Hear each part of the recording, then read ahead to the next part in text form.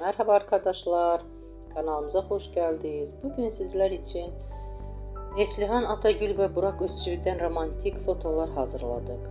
Burak Özçivit Kara Sevda, Kurumuş Osman ve Çalı Kuşu dizisinde rol almış. Herkes tarafından beğenilmiştir. Biz de sizler için onların güzel paylaşımlarını hazırladık. Bu videoların devamlı gelmesini istiyorsanız kanalımıza abone olup yorum yazmayı unutmayın.